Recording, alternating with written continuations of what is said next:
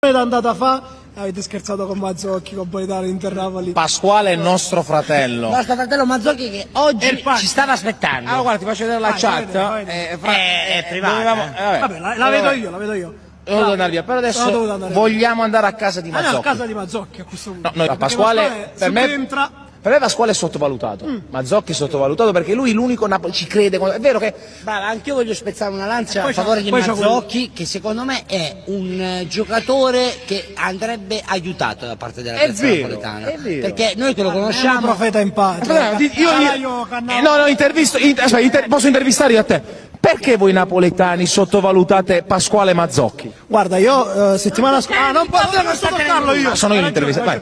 Allora, settimana scorsa ero a Como. Anche lì, guarda, ero in una zona dove non potevo stare, però mi hanno fatto stare perché ho chiesto all'Adigos. C'erano gli santi! No, scherzo a parte, ho chiesto all'Adigos, l'Adigos ci fa stare lì per. Salutiamo gli amici dell'Adigos. Amici dell'Adigos. E ho intervistato il fratello di Pasquale e gli ho chiesto proprio questo, perché purtroppo a Napoli dal napoletano chiedi sempre qualcosa in più. Guarda, Insigne io credo sia stato uno dei migliori giocatori della storia recente. Che a fare le foto, però Mazzocchi si ferma con tutti. È vero, è l'unico. Detto ciò, io ovviamente non ho. A Castelvolturno in settimana si ferma con tutti. No, Pasquale è umile, umilissimo, abbiamo conosciuto personalmente, veramente. Tifa Napoli. La settimana prossima te lo fai tu il post partita? No, se mi pagate.